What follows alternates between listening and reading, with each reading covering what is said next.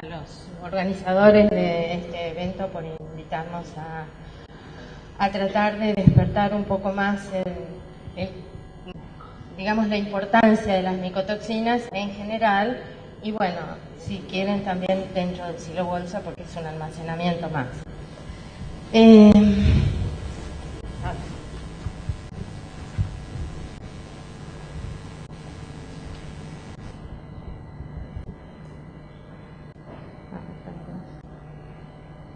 Así que me ponga de acuerdo, disculpen. Bueno, las micotoxinas son contaminantes naturales de los alimentos, son contaminantes no aditivos y se producen en los alimentos, en cualquier alimento, pero en este momento estamos hablando de cereales, de leguminosas y todo aquello que se puede almacenar dentro del silo bolsa, son sustancias químicas y se producen como consecuencia de la colonización de hongos, que se llaman hongos toxicogénicos, en matrices que son matrices alimenticias, cuando las condiciones del medio ambiente son propicias. Por condiciones del medio ambiente estamos hablando no solo de las condiciones externas meteorológicas, sino también de las condiciones internas, en este caso particular, el silo bolsa. Entonces, nosotros decimos ya desde hace mucho tiempo que es muy importante tener en cuenta estos tres factores.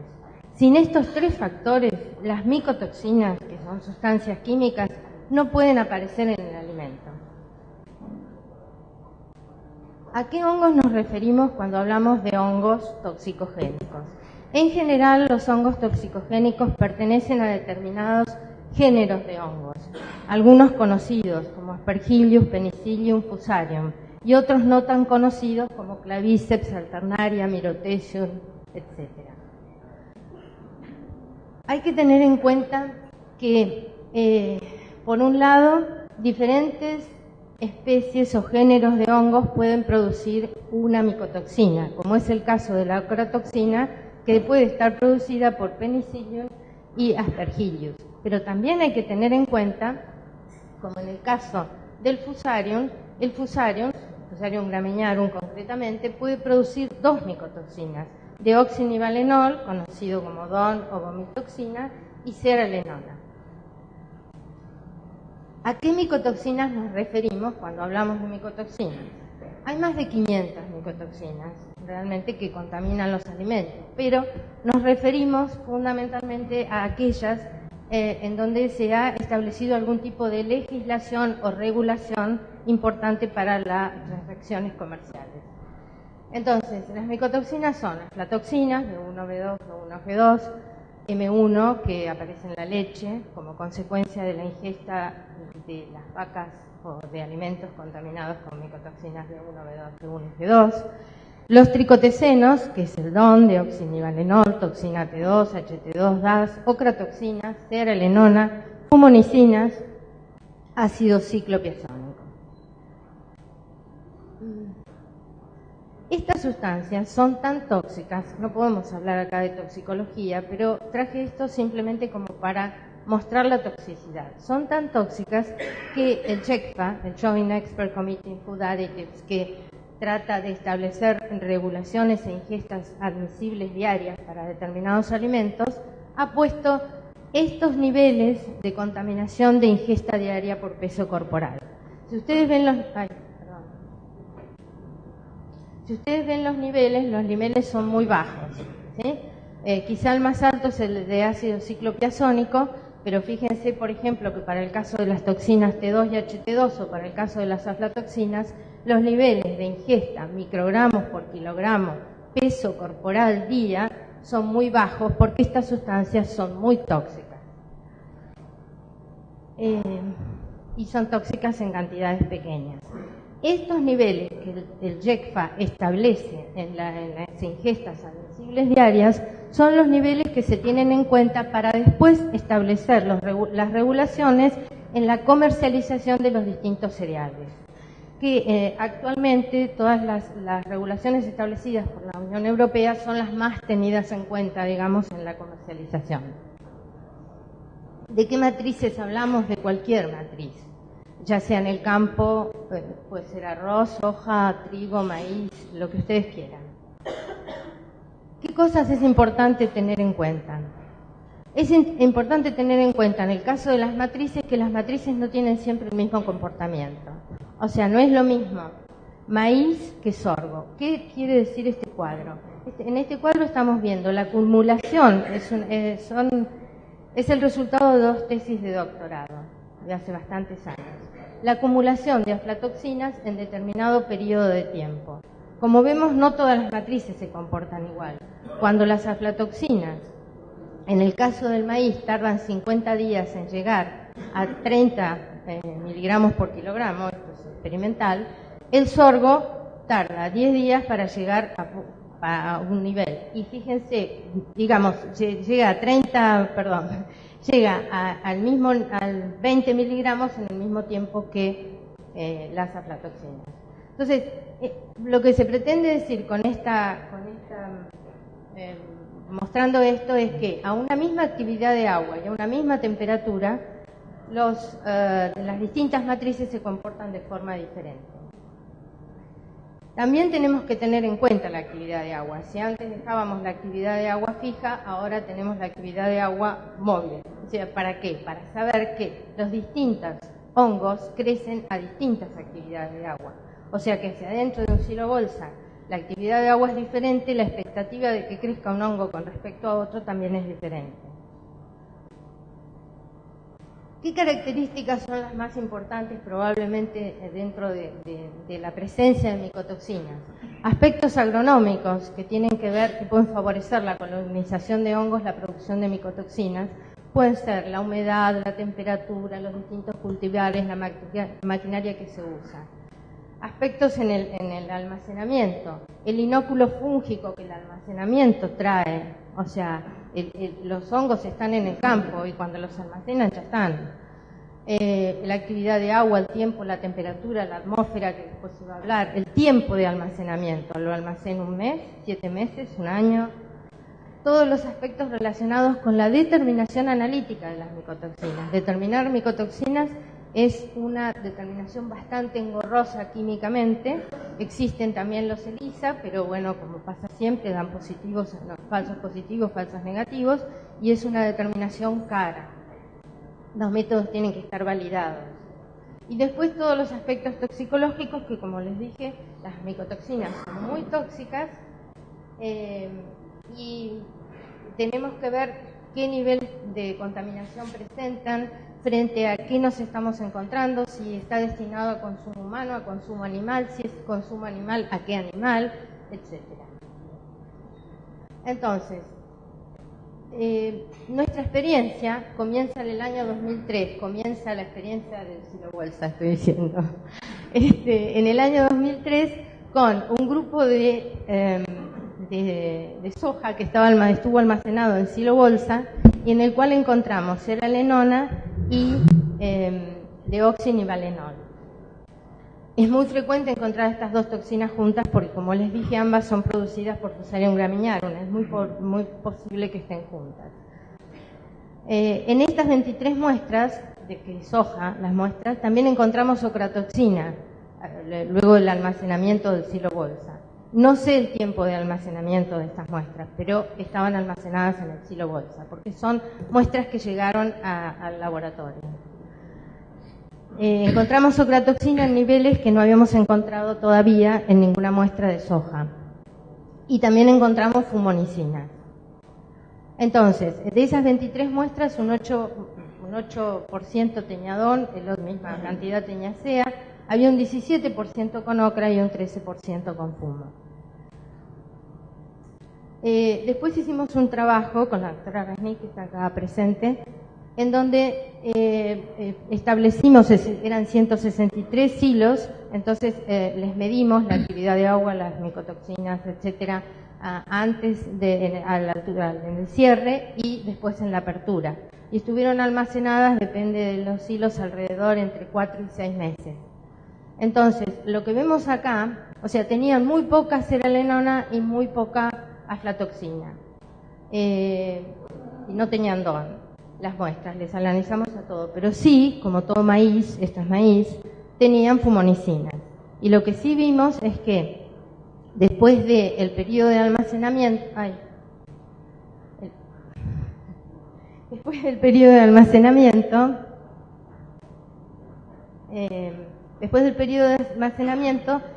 los niveles, el promedio y la mediana, que es mucho más robusta que el promedio, se incrementan después de ese periodo de almacenamiento, en relación con el incremento de la actividad de agua, que es un valor que hay que tener siempre presente con respecto a los hongos y a las micotoxinas.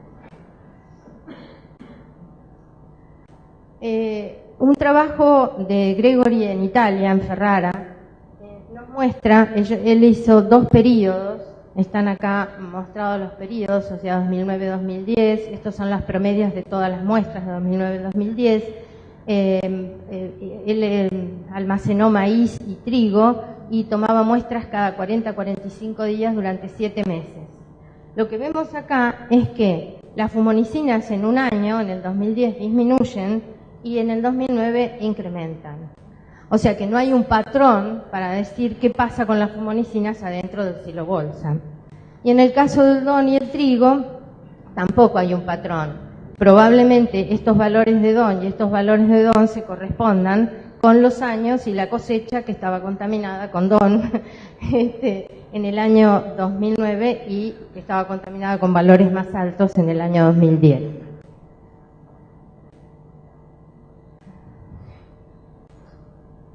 Entonces, si comparamos nuestros trabajos, no se pueden comparar porque son distintos años, pero vemos que el comportamiento es similar. ¿En qué sentido? Los valores son muy similares de las medias de Ferrara, digamos de Gregory, y los nuestros. Son valores promedios de fumonicina similares. También similares que él no encontrará, por ejemplo, SEA, porque no en esas muestras. Y después, bueno, vemos esto que es algo que lo vamos a ver constantemente. No tenemos un patrón para ver qué es lo que pasa. Constantemente hay muy pocos trabajos, pero digamos, de los trabajos que se vieron, no tenemos un patrón para saber qué pasa con las fumonicinas durante el almacenamiento. Hay otro trabajo en Argentina que analizó aflatoxinas y comparó el silo trench con el silo bolsa. Lo que pudo ver es un 14% de muestras contaminadas en el silo trench y un 54% en el silo bolsa. Pero esto no tenemos ni apertura, ni cierre, ni nada, solamente es una comparación en estos 3 años. Bueno, ahora, y con permiso de, no sé si están los dos presentes, Claudia sí está, Leandro no sé, pero bueno, con permiso de Leandro Cardoso y Claudia Castellari, que están desarrollando una tesis en estos temas, voy a presentar los resultados de estas tesis, solamente desde el punto de vista de lo que tiene que ver con las micotoxinas. Entonces, en el año 2013, las muestras de Claudia, arriba dice, no voy a decir todo el tiempo Claudia, porque arriba dice, es el de Claudia. En el año 2013 tenemos que las muestras estaban contaminadas un 40%, en este caso, un 40% con aflatoxinas, no había ni SEA ni DON, y sí había fumonicinas con estos valores. Fíjense, el tamaño de muestra hasta acá, eran 15 muestras. Si nosotros vemos estas mismas muestras, vemos que hay una coocurrencia. ¿Qué significa una coocurrencia? Significa que hay dos o más toxinas en una misma muestra. Esto que haya 2 o más toxinas en una misma muestra tiene una importancia fundamental desde el punto de vista tóxico, porque no estoy recibiendo una toxina, sino estoy recibiendo 2 o 3. A veces esas toxinas se pueden potenciar, a veces no, pero bueno, digamos que estoy recibiendo una carga toxicológica importante. Entonces, en este caso, de estas 15 muestras, había 6 muestras, casi la mitad, que tenían coocurrencia de aflatoxina y fumonicina. En el caso, digamos, de las también de estas muestras, de estas 15 muestras, fíjense que aflatoxina, si uno compara el inicio con el final, se fue incrementando. Lo que estamos mostrando acá las azules son las medias y las rojas son las máximas. En realidad no son tantas muestras como para poder decir esto, pero en definitiva es mostrar que aflatoxina crece durante este periodo de almacenamiento que fue de 5 meses. Esto en el sudeste de la provincia de Buenos Aires, de donde provienen las muestras estas. En el caso de cerealenona también se incrementa la cantidad de cerealenona, los niveles de cerealenona, la contaminación por cerealenona desde el principio, desde el inicio del almacenamiento hasta el final. En cambio, en el caso de las fumonicinas, al igual que en uno de los casos de Gregory, en uno de los años de Gregory, las fumonicinas disminuyen. Estas son las otras muestras de Leandro, en donde se analizaron 2 años y están todos juntos, pero son de 2 regiones diferentes. Una es el sudeste de la provincia de Buenos Aires y otra es Tucumán. Y fíjense que en 2 años diferentes, mezclando 2 muestras, 2 tipos de regiones de nuestro país, en el año 2013, al igual que las anteriores, 2013, hay contaminación por aflatoxina y baja contaminación por sea y DON y siempre contaminación por fumo y por ocra. Y en el caso del año 2014 no hay contaminación por aflatoxina y hay muy alta contaminación por sea y por DON, ¿sí? Y bueno, fumo y ocra están siempre. Cuando comparamos, al igual que el anterior, el inicio y el final, es decir, el cierre y la apertura de la bolsa, lo que podemos ver es que en el caso de Tucumán y en el caso de la provincia de Buenos Aires, del inicio al final, las aflatoxinas se incrementan, al igual que habíamos visto antes. En el caso de cerealenona, las aflatoxinas, la cerealenona se incrementa del inicio al final. En el caso de ocratoxina, disminuyen. Igual, estos son resultados preliminares, ellos después tendrán que desarrollar y trabajar un poco más estos datos. Pero, observando los datos crudos que vemos ahora, disminuye el nivel de ocratoxina, que era bastante alto, el nivel de ocratoxina, tanto ya sea en Tucumán como en el sudeste de la provincia de Buenos Aires. En el caso de las fumonicinas disminuyen y la diferencia de la contaminación de fumonicinas del inicio al final, en este caso, son las únicas en las que son significativamente diferentes, o sea que estadísticamente la contaminación entre el inicio y el final, ya sea de Tucumán como del sudeste de la provincia, son significativamente diferentes. Acá también tenemos coocurrencia. En el 2003 teníamos 55 muestras y en el 2013 55 y en el 2014 creo que 20. Entonces, vemos acá que en estas 55 hay 8 muestras que están contaminadas por cerealenona, ocratoxina y fumonicinas. Y hay 11 muestras que están contaminadas por aflatoxina, ocratoxina y fumonicina. En este caso conviene decir que tanto la aflatoxina como la ocratoxina seguro que se potencian toxicológicamente. Entonces es muy importante rescatar la coocurrencia en cada una de las muestras. En el caso del 2014 lo que vemos es 6 muestras de coocurrencia con cerealenona, DON, ocratoxina y fumonicina, y en el caso de cerealenona, ocratoxina y fumonicina, 9 muestras. Y finalmente, la mayoría de las muestras, un 75% en el 2014 y un 100% en el 2013, tenían fumonicinas y ocratoxina. Entonces, ¿qué podemos decir del silobolsa como conclusión de esto? Es muy rápido, ¿no? No, sí, estamos. Tenés tiempo, tranquila. Bueno, probablemente este tema, ¿cuál fue el objetivo de esto? El objetivo es despertar el interés por las fumonicinas, como lo despertamos dentro de cualquier almacenamiento, como lo despertamos en el campo o en la toxicología o lo que fuera. Entonces, ¿qué conclusiones se pueden sacar? Para mí la más importante, o la primera, o la que hay que tener en cuenta, es que hay muy pocos trabajos sobre micotoxinas y silobolsa. O sea, hay trabajos sobre micotoxinas en el campo, trabajos sobre micotoxinas en el almacenamiento, hay trabajos toxicológicos, hay legislaciones, regulación, pero no hay trabajos en el silo-bolsa. O sea, creo que los de los dos, no voy a decir chicos, de Claudia y Leandro, me parece que son uno de los primeros trabajos que se están haciendo seriamente para mirar cuáles son los factores que pueden favorecer, no favorecer o que deberían ser controlados para no tener o para tener menos micotoxinas dentro del silo-bolsa. Entonces, ¿qué cosas tenemos que tener? El silo-bolsa es un ambiente particular, no es ni el otro silo que se le puede airear, o sea, tiene otras características, ni es el campo. El silo-bolsa es particular. Entonces hay que tener en cuenta, digamos, la dinámica interna dentro del silo-bolsa, en donde se tiene en cuenta el tipo de grano, el cultivar o híbrido, como quieran llamar, el inóculo inicial que trae del campo, la cantidad, digamos, de inóculo inicial que trae del campo, el tipo, es decir, qué tipo de hongos tiene y cómo está contaminado, qué cantidad de unidades formadoras de colonias tiene, la actividad de agua, la atmósfera, el pH, hay muchos factores, digamos, internos del silo-bolsa que hay que considerar. También hay factores externos que hay que considerar porque ya vimos que influyen.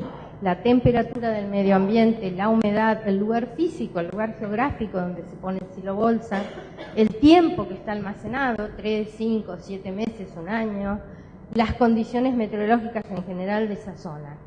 Y finalmente la interrelación entre ambos factores, o sea, todos aquellos aspectos que se deben tratar en este congreso con respecto a, digamos, cómo es el silo-bolsa, cómo se llena, cómo se cierra, cómo se abre, todo eso no sé nada, pero digamos, o sea, en función de verlo, todos esos tipos de aspectos que supongo que se deben de haber tratado acá todo el tiempo.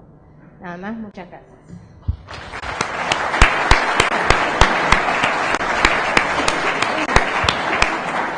Bueno, tenemos tiempo para preguntas. Allí tenemos dos. Por allá.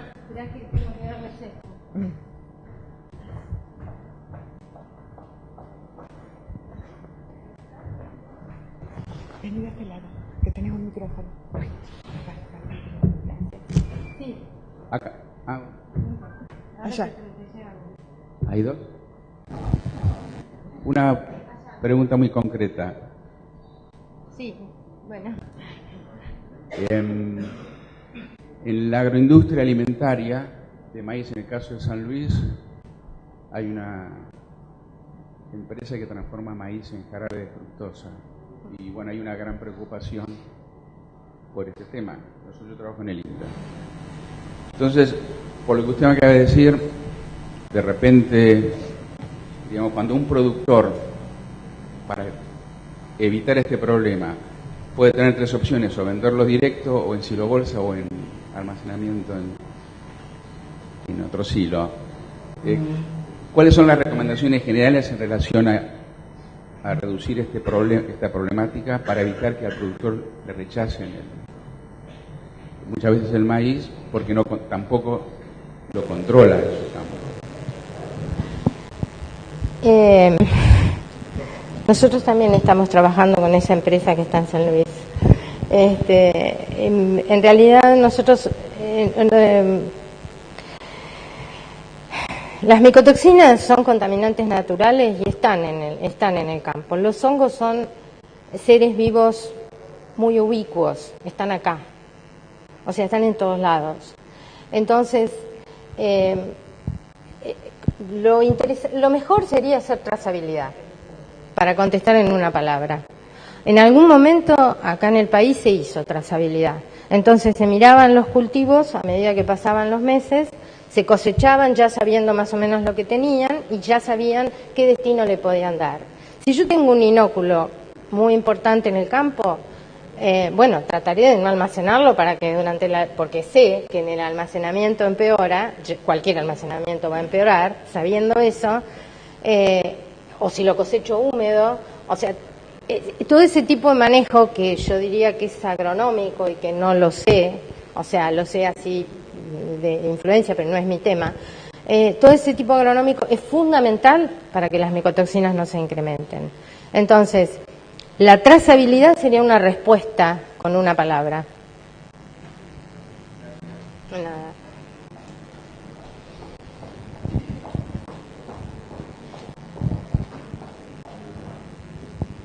Hola, buenos días. Yo soy Jaime Gaviria de Gaviagro, Colombia. Muy interesante su exposición. Hay algo que me quedó dando vueltas aquí, preocupando. Usted mostró una gráfica de Leandro donde las micotoxinas disminuyeron durante el tiempo de almacenaje. ¿Sí? Siendo la micotoxina el resultado de un hongo, no es en realidad un ser vivo la micotoxina, sino el resultado de un ser vivo.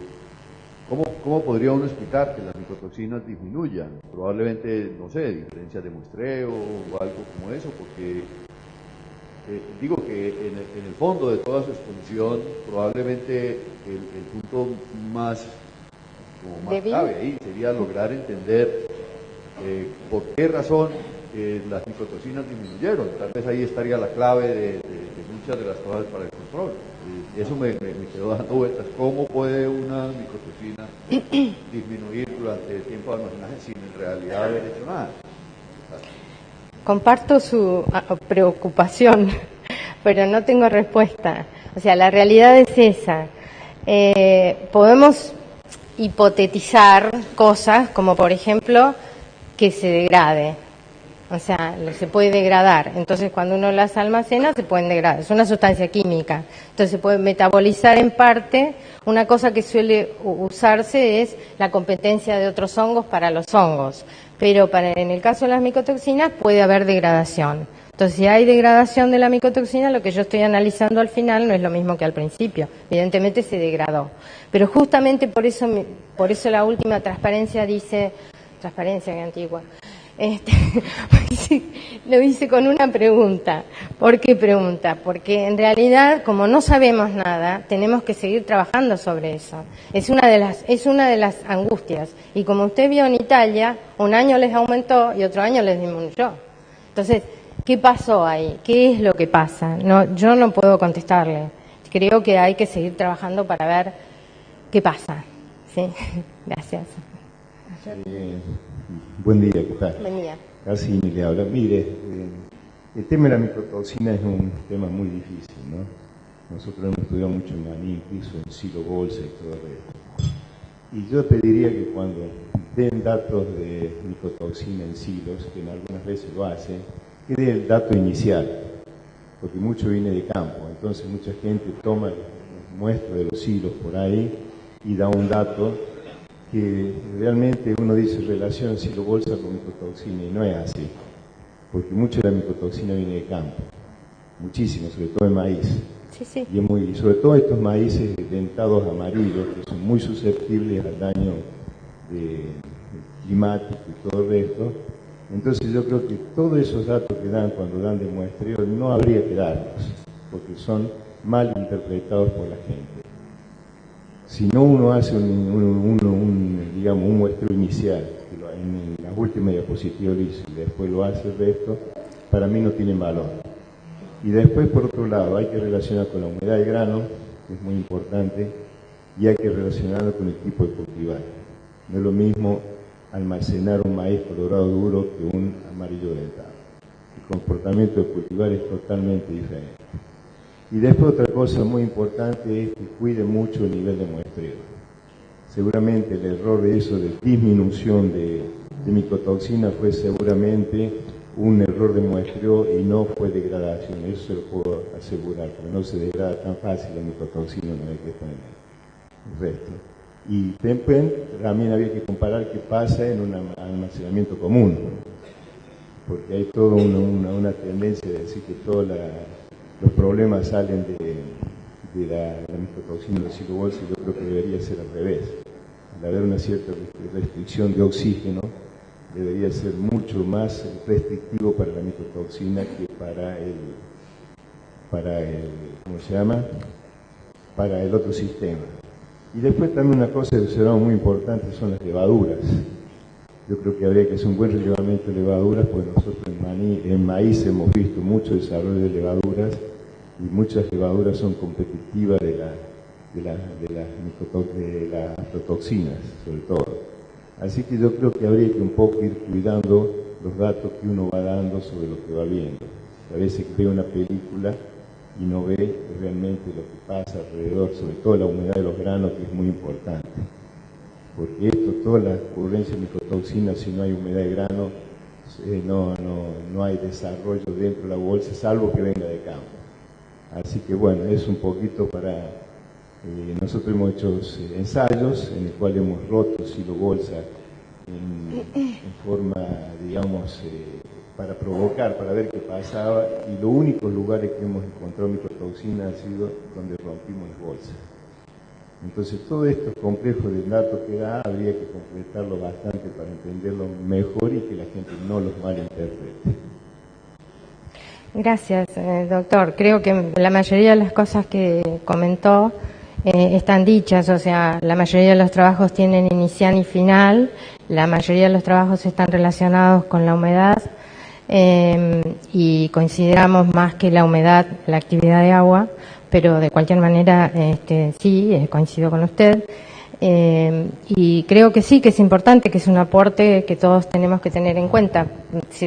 Es un tipo de almacenamiento más en donde se desconoce. Entonces creo que hay que trabajar al respecto para, digamos, tener mayor información sobre qué pasa en la inicial, qué pasa en el final. El inóculo, como usted dijo, lo he repetido también.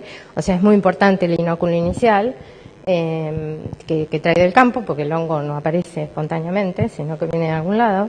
Así que muchas gracias. Tenemos una consulta más allí. Señora, buen día.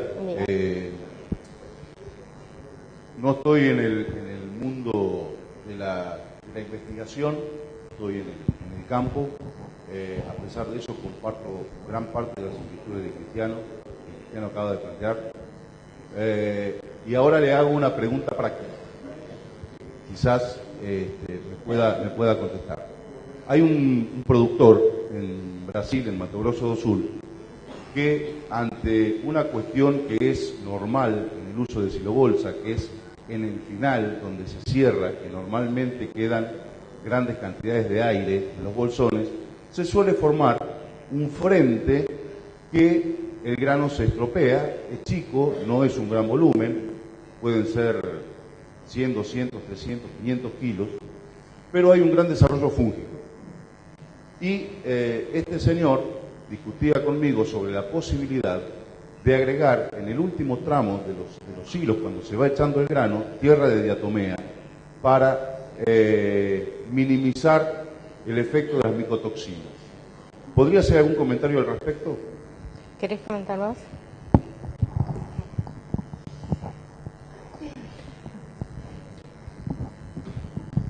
Lo primero que dijo el productor tiene razón, porque tiene más atmósfera donde pueden crecer hongos, y es lógico.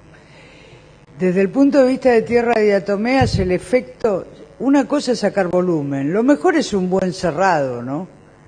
Más que, está claro. Lo de tierra de diatomea es otra historia, seguramente lo van a usar para animales. Algunas micotoxinas en tierras de diatomea se pegan a las tierras y no producen efectos sobre algunos animales, pero solo las aflatoxinas, con suerte se aralenona, pero no las otras. O sea que no es tan... la mejor solución es un buen cerrado, honestamente. Me parece que el agregado de tierra de diatomea es para otro, por ejemplo, para usarlo para aves, si tiene mucha aflatoxina. En Brasil, en la zona que usted dice, Mato Grosso, hay muchísima aflatoxina, por ejemplo, que no es el caso más del lado de Argentina, que tenemos más fumonicinas que aflatoxinas, ¿no? O sea, sería un uso con otro objetivo, digamos, ¿no? Tenemos una última consulta de este lado, así seguimos con las charlas. Yo soy Shlomo Navarro, y me pregunta doctor Pasil, muy interesante datos hemos observado esta mañana. Muchas gracias. Mi pregunta es que sea posible relacionar el nivel de hermeticidad del silobolsa a la al desarrollo o a la presencia o al incremento de micotoxinas? ¿O es que están planeando algunos estudios en este nivel, en este objetivo?